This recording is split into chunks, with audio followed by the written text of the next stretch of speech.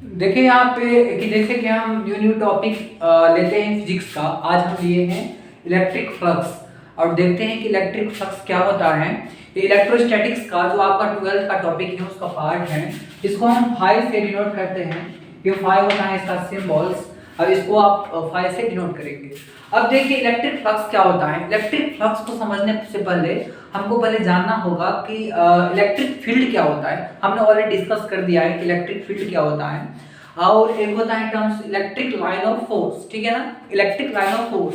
हम ये भी जानते हैं कि यूनिफॉर्म इलेक्ट्रिक फील्ड और नॉन यूनिफॉर्म इलेक्ट्रिक फील्ड क्या होता है। सपोज ये इलेक्ट्रिक फील्ड है। अब ये थोड़ा हम यहाँ पे डिस्कस ये कर लेते हैं कि ये इलेक्ट्रिक फील्ड है, बहुत सारे इलेक्ट्रिक का लाइन है, ठीक है ना। तो एक इलेक्ट्रिक फील्ड जो होता है वो बहुत सारे इलेक्ट्रिक लाइन ऑफ फोर्स का से मिलके बना होता है। और ये सिंगल लाइन के बारे में आप बात करेंगे तो ये हो गया इलेक्ट्रिक लाइन ऑफ फोर्स। अब बहुत सारे लाइन मिलके ये बन जाता है इलेक्ट्रिक फील्ड, ठीक है ना। तो इलेक्ट्रिक फील्ड बन जाता है जो वेक्टर क्वांटिटी होता है। इलेक्ट्रिक फील्ड क्या होता है, वेक्टर क्वांटिटी होता है। तो यहाँ पे हम बात करने वाले हैं कि इलेक्ट्रिक फ्लक्स क्या होता है।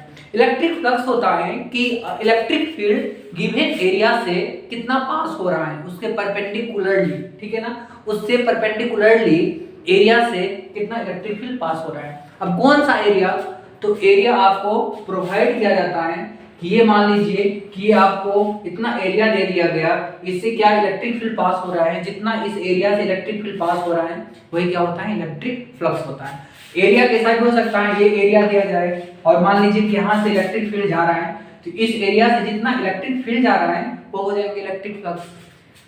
ये सर्कुलर एरिया है तो यहाँ से इलेक्ट्रिक फील्ड जितने जाएंगे, यहाँ पे अंदर जितने बाहर से मान लीजिए इलेक्ट्रिक फील्ड जा रहा है तो इलेक्ट्रिक फ्लक्स हो गया।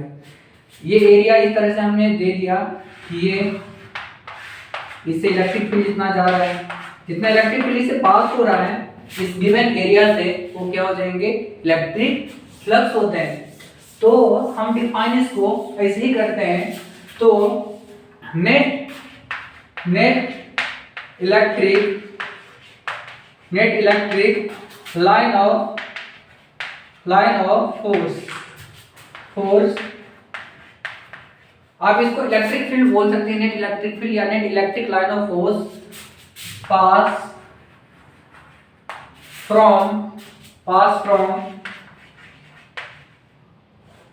pass from given surface area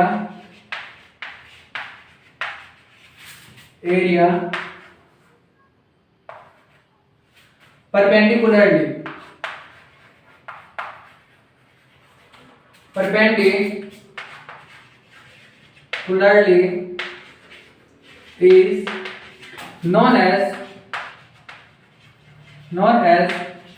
electric flux. तो यहां से इसका कहने का मतलब है कि जितना गिवन एरिया से जितना इलेक्ट्रिक फील्ड या electric line of force pass होता है वो क्या होता है, इलेक्ट्रिक फ्लक्स पास होता है। देखिए जैसे कि हमने बनाया कि ये सर्कुलर, ठीक है ना, इस तरह से हमने सर्कुलर एक कॉइल बनाया, ठीक है ना। और इससे हम इसका एरिया वेक्टर लेते हैं जो परपेंडिकुलर टू सरफेस होता है, तो एरिया वेक्टर हो गया, इसका एक एरिया वेक्टर हो गया। एरिया वेक्टर हम मानते हैं कि छोटा सा एरिया यहाँ पे हम लेते हैं और ये छोटा सा एरिया को हम dA मानते हैं। क्या मानते हैं, dA जो वेक्टर क्वांटिटी होता है एरिया वेक्टर। और हम यहाँ पे लेते हैं इस तरह से इलेक्ट्रिक फील्ड, यहाँ पे यूनिफॉर्म इलेक्ट्रिक फील्ड इस तरह से यहाँ पे पास हो रहा है, इससे इस तरह से यहाँ पे इलेक्ट्रिक फील्ड पास हो रहा है, ठीक है ना। ये थोड़ा यूनिफॉर्म नहीं लग रहा है तो देखिए यूनिफॉर्म इलेक्ट्रिक फील्ड इस तरह से पास हो रहा है। ये इलेक्ट्रिक फील्ड है, ये क्या है, इलेक्ट्रिक फील्ड। अब इलेक्ट्रिक फील्ड के और एरिया वेक्टर के बीच में कितना एंगल बन रहा है, ये इलेक्ट्रिक फील्ड है। तो इलेक्ट्रिक फील्ड और एरिया वेक्टर के बीच में इलेक्ट्रिक फील्ड इधर है और एरिया वेक्टर किधर है, इधर है। तो ये एरिया वेक्टर हो गया dA, इलेक्ट्रिक फील्ड क्या हो गया, ये इलेक्ट्रिक फील्ड। इसके बीच में यदि थीटा एंगल बन रहा है, इसके बीच में यदि यहाँ पे थीटा एंगल बन रहा है, ठीक है ना। तो ये यदि बीच में थीटा एंगल बन रहा है तो इसके इलेक्ट्रिक फील्ड के, ये जो इलेक्ट्रिक फील्ड है इसको हम दो कंपोनेंट में डिवाइड कर देते हैं, एक इधर वाला कंपोनेंट और इसका एक परपेंडिकुलर वाला ये कंपोनेंट, और ये कंपोनेंट sin थीटा होता है और ये वाला क्या हो जाएगा e cos थीटा। तो ये कंपोनेंट जो हो जाएगा इलेक्ट्रिक फील्ड का इधर ये हो जाएगा e cos थीटा, और ये कंपोनेंट हो जाएगा यहाँ पे जो हो जाएंगे वो e sin थीटा। ठीक है ना, ये कंपोनेंट क्या हो गया e sin थीटा, और ये कंपोनेंट क्या हो गया ये इलेक्ट्रिक फील्ड का, ये जो इलेक्ट्रिक फील्ड था, ये जो इलेक्ट्रिक फील्ड था, इलेक्ट्रिक फील्ड और एरिया वेक्टर के बीच में इलेक्ट्रिक फील्ड हमने ये बनाया था और एरिया वेक्टर हमने ये बनाया था, इसके बीच में थीटा एंगल था। तो हमने इलेक्ट्रिक फील्ड को, ठीक है ना, एक इसके कंपोनेंट ये वाला कंपोनेंट लिया, ये जो e cos थीटा हो गया, और एक इधर कंपोनेंट लिया e sin थीटा हो गया। अब e sin थीटा जो है ना वो इस तरह से पास हो रहा है, ये जो है ना e sin थीटा जैसे कि ये हुआ इसके इस तरह से पास हो रहा है। ठीक है ना, ये जो कॉइल है और ये कॉइल है मान लीजिए, अब e sin थीटा ऐसे पास हो रहा है, यानी कि इसके बीच से e sin थीटा नहीं पास हो रहा है, तो इसके बीच से परपेंडिकुलरली सरफेस से क्या पास हो रहा है e cos थीटा, ये वाला electric field.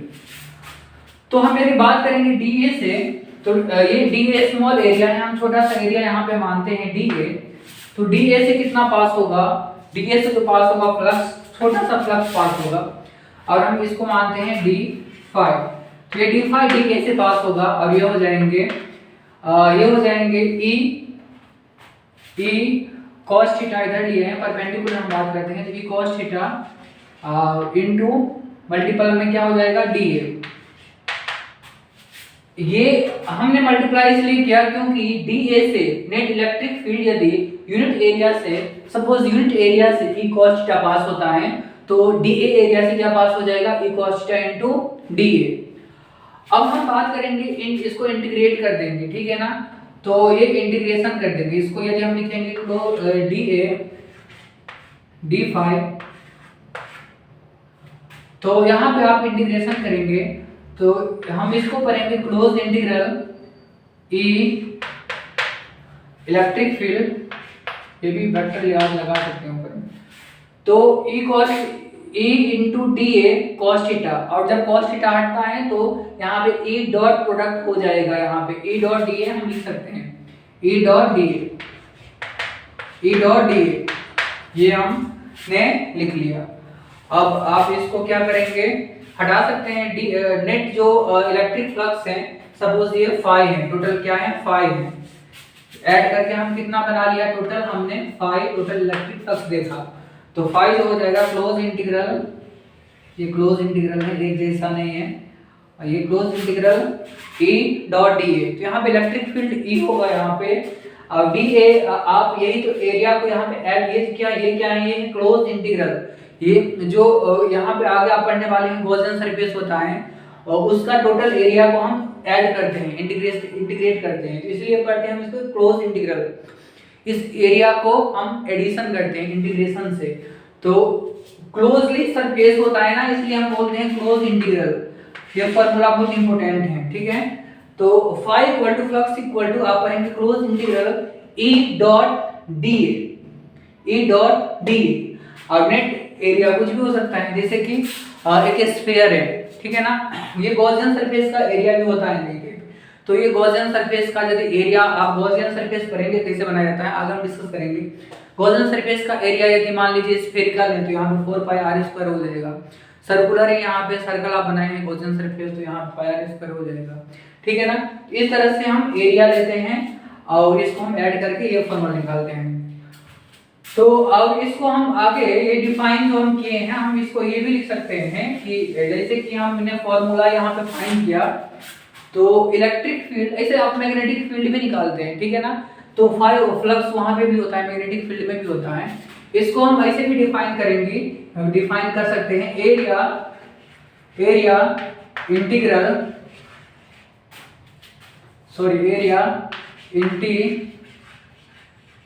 Of electric field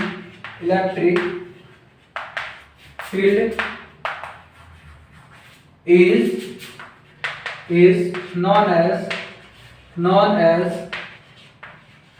electric flux, electric flux, ये भी आप इसको लिख सकते हैं, ठीक है। अब हम यही फॉर्मूला से हम ये डिफिनीशन को बनाएंगे, इस फॉर्मूला से, ये फॉर्मूला से हम इस डिफिनीशन को फाइंड किए। अब आप नोट कर लिए होंगे, आगे हम डिस्कस करने वाले हैं यहाँ पे। देखिए कि यदि मान लीजिए कि एक क्लोज सरफेस है, कोई भी गॉसियन सरफेस या कोई भी क्लोज सरफेस है, और इसके अंदर में net charge suppose plus Q रखा हुआ है, कहीं पे भी पोजीशन से मैटर नहीं करता है, अगर हम डिस्कस करेंगे, कहीं पे भी प्लस क्यू चार्ज या माइनस क्यू चार्ज कुछ भी रखा हुआ है, चार्ज रखा हुआ है, तो इससे फ्लक्स कितना पास होगा, ये जो एरिया है सपोज सर ये स्फेरिकल एरिया है, इस पूरे स्फेरिकल एरिया से कितना फ्लक्स पास होगा, या ये सर्कुलर एरिया है तो इससे फ्लक्स कितना टोटल पास होगा। तो आप इस तरह से फॉर्मूला निकालते हैं, जो फ्लक्स का फॉर्मूला होता है फाई, जैसे कि ये फॉर्मूला आप इस तरह से भी निकाल सकते हैं, और ये एक और भी फॉर्मूला होता है, इस तरह से भी निकाल सकते हैं। फाई इक्वल टू होता है समीशन, इसको पढ़ेंगे आप summation Q by epsilon. Summation Q का मतलब होता है इसके अंदर में जितना भी चार्ज है सबको आप ऐड कर देंगे, सबको आप क्या कर देंगे, ऐड कर देंगे। जैसे कि हम मानते हैं कि ये गॉसियन सरफेस है और इसके अंदर में प्लस क्यू और यहाँ पे प्लस क्यू चार्ज या माइनस है, जो भी होगा आप ऐड कर देंगे। यहाँ पे फाई क्या हो जाएगा, फाई हो जाएगा समीशन क्यू के बदले में आप क्या कर देंगे, जोड़ देंगे, इसको ऐड कर देंगे, तो Q plus Q by epsilon not, epsilon constant होता है, ठीक है ना। यहाँ पे परमिटिविटी आप पढ़ते हैं, बाद में डिस्कस करेंगे। तो इस तरह से हम देखते हैं कि नेट समीशन क्या है, इसके अंदर में जो भी चार्ज होगा, यदि मान लीजिए होगा प्लस 2q, तो ये कितना हो जाएंगे, q प्लस 2q 3q हो जाएगा, ये माइनस 2q होगा, तो q माइनस 2q ऐड करेंगे तो minus q bye epsilon not हो जाएगा। इस तरह से आप ये फॉर्मूला से फाइंड कर सकते हैं। हम इसको मानते हैं कि ये दो फॉर्मूला, हम इंपॉर्टेंट फॉर्मूला हमने फाइंड किया, इसकी इक्वेशन 1 और इसको हम इक्वेशन 2 लिया। 1 2 को हम क्या कर देंगे, इसको हम 1 2 से देखेंगे, माइनस करेंगे, सब्ट्रैक्शन करेंगे, तो ये क्या हो जाएगा, close integral from equation 1 and 2 लिख देते हैं, फ्रॉम इक्वेशन 1 एंड 2, ये जो हो जाएगा आपको, इसको आपको अच्छे से रखना भी पड़ेगा, समझना भी पड़ेगा। तो ये जो हो जाता है close integral A dot D A, ये डॉट प्रोडक्ट है, यहाँ पे ये हो जाता है summation Q by epsilon. Summation Q net charge होता है क्लोज सरफेस के अंदर में, एप्सिलॉन नॉट कांस्टेंट होता है, इसका वैल्यू आप पढ़ेंगे इलेक्ट्रोस्टैटिक्स में। और ये वाला जो होता है इलेक्ट्रिक फील्ड होता है, उस पॉइंट पे, किसी भी पॉइंट पे ये फॉर्मूला से आप इलेक्ट्रिक फील्ड निकाल सकते हैं। अरे गॉस थ्योरम, गॉस ने यही बोला था, गॉस थ्योरम यही होता है, so close integral E electric field dot dot product, यहाँ पे cos थीटा आप लेंगे इसके बीच में, और डी क्या होता है, एरिया वेक्टर, ठीक है ना, और equal to summation Q net charge by epsilon naught constant, तो ये आप लिख सकते हैं वहां पे। और आगे देखिए, ये तो हमने गॉस थ्योरम देख लिया, इनसे इलेक्ट्रिक फ्लक्स के बारे में हमने देखा। अब इलेक्ट्रिक फ्लक्स का यूनिट हम देख लेते हैं, यूनिट क्या होता है। तो फॉर्मूला से, सिंपल फॉर्मूला से यूनिट आता है। ये फॉर्मूला हम देखते हैं कि इलेक्ट्रिक फील्ड का यूनिट देखेंगे यदि, तो यूनिट क्या होता है, unit of electric flux, electric flux का, तो फ्लक्स का यूनिट हम देखते हैं, आप इधर से निकाल सकते हैं। एक फॉर्मूला होता है इलेक्ट्रिक फील्ड का, E equal to F by Q, आप ये फॉर्मूला तो ऑलरेडी पढ़े होंगे, E equal to force by charge, electric field equal to force का क्या होता है, न्यूटन, और यहाँ पे कूलम, तो क्या हो जाएगा इसका, न्यूटन पर कूलम। तो इसका जो यूनिट होता है, ये होता है इलेक्ट्रिक फील्ड का क्या हो जाएगा, न्यूटन पर कूलम, और इसका मीटर स्क्वायर, तो न्यूटन पर कूलम इनटू मीटर स्क्वायर। एक तो ये हो गया फॉर्मूला, न्यूटन मीटर स्क्वायर पर कूलम, इसको आप लिख सकते हैं, हम लिख देते हैं इसको न्यूटन मीटर स्क्वायर पर कूलम। ये थोड़ा देखने में थोड़ा ठीक लग रहा है, इस तरह से आप लिख सकते हैं। और आप देखिए कि न्यूटन इंटू मीटर क्या होता है। न्यूटन इंटू मीटर होता है फोर्स इंटू डिस्प्लेसमेंट, हम पढ़ते हैं वर्क डन होता है। तो newton into metre work done को हम जूल लिख सकते हैं। तो इसको हम लिख सकते हैं न्यूटन इंटू मीटर को हम फोर्स इंटू डिस्प्लेसमेंट मीटर होता है, और फोर्स इंटू डिस्प्लेसमेंट को हम यहाँ पे जूल लिख सकते हैं। तो जूल इंटू मीटर पर कूलम। तो दूसरा आप यहाँ से निकाल सकते हैं। तो जूल पर कूलम इंटू मीटर को, एक मीटर को हम हटा लेते हैं तो क्या हो जाएगा, जूल इंटू कूलम। जूल पर कूलम क्या होता है, वोल्ट होता है। आप इलेक्ट्रोस्टैटिक्स में पढ़ते हैं, पोटेंशियल डिफरेंस और पोटेंशियल में पढ़ते हैं, जूल पर कूलम होता है वोल्ट। तो इस तरह से देख लीजिए आप, ये भी इसका यूनिट हो जाएगा वोल्ट इंटू मीटर। तो देखिए दो यहाँ पे यूनिट हमने निकाला, एक ये वाला इलेक्ट्रिक फ्लक्स का यूनिट और एक हमने ये निकाला।